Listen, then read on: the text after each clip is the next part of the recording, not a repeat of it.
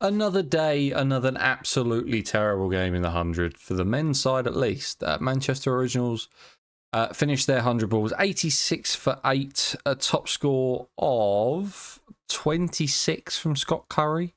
Coming in at, where did he come in? Like 9? 23 from Jamie Overton, who's got like half a back.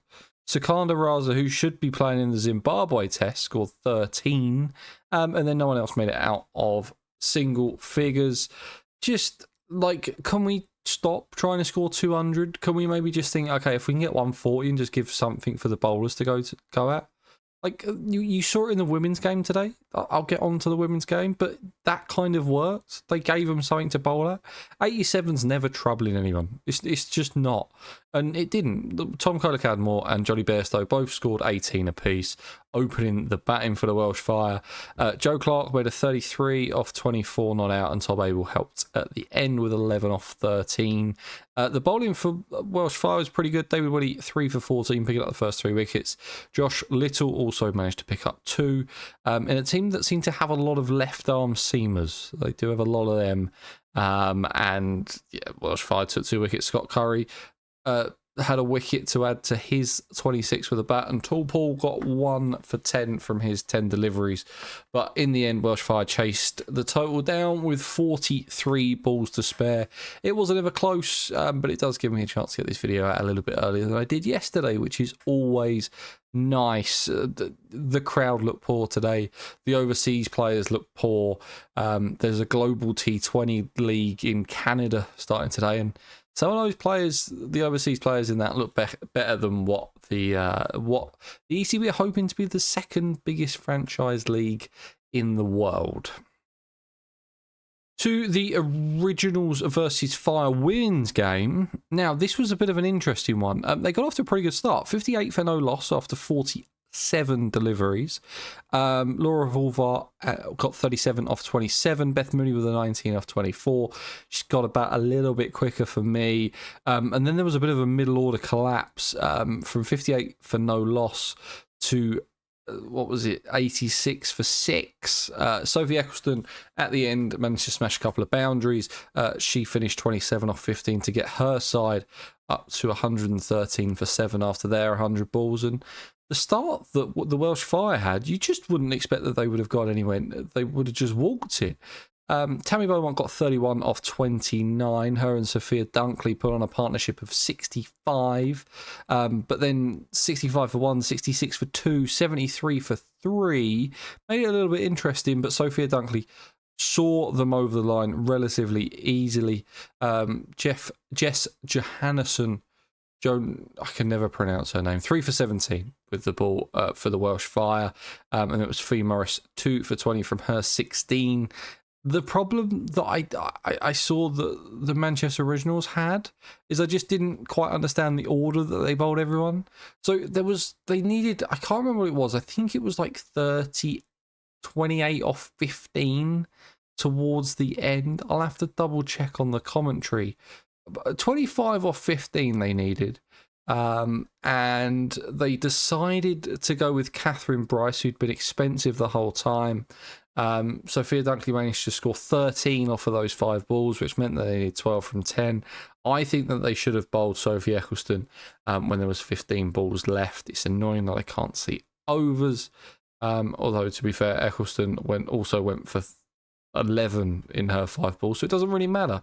Who really cares? But they had a low score. They did very well to get into a position where they did. They managed to starve Dunkley of the strike in the middle overs, which meant that she was on like 34 off 32 for a long time. But match winning knock from her, 69 off 47 for the Welsh Fire to win their opener. England have named an unchanged squad for their third test versus the West Indies as they try and seek a 3-0 victory in the test series. Now, the thing that upsets me slightly is I wanted to see Matthew Potts and Dylan Pennington play in this test. The series is done. I know we need World Test Championship points, but you'd expect a team to get over the line against this West Indies side. I know they put up a bit of a fight in the second test, but I don't know. We've retired Anderson because we want to see what's happening with these different kind of bowlers in the English game. So can we see them? I mean, come on, it just seems a bit ridiculous that we're throwing out Wood and Wokes for a complete and utter dead rubber. Who Wokes isn't going to make Australia in 18 months' time. It's just not going to happen. I would have liked to have seen the new two-seamers come into the side.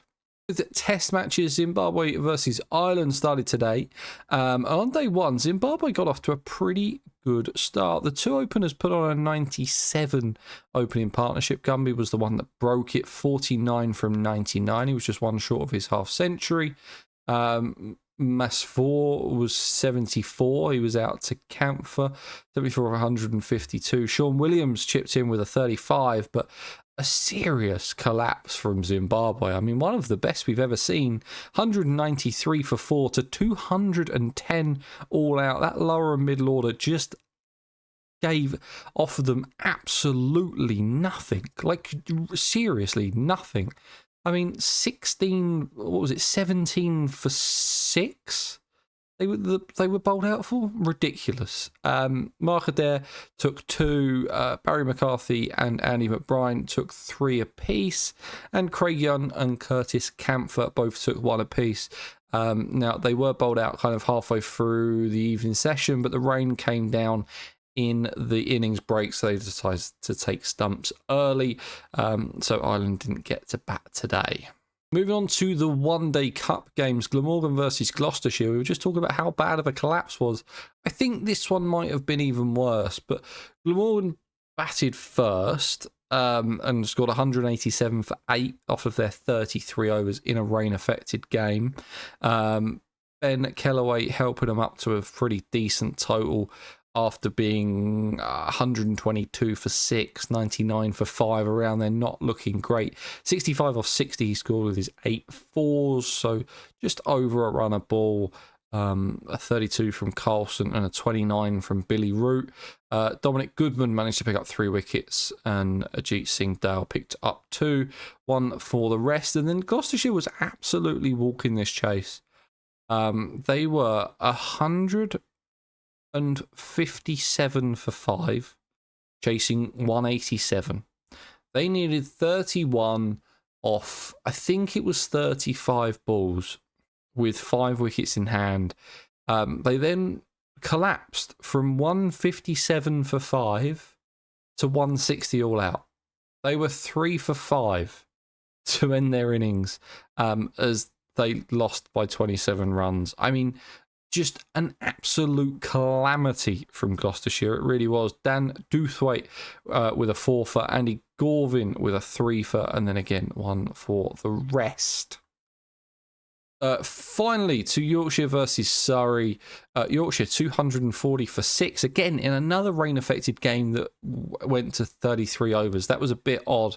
Will Luxton with an 83. George Hill scored a 50, and Matt Revis at the end scored 36 off 15 and hit 4 sixes as he gave it a bit of a smack. Cameron Steele 2 for 58 from his 6.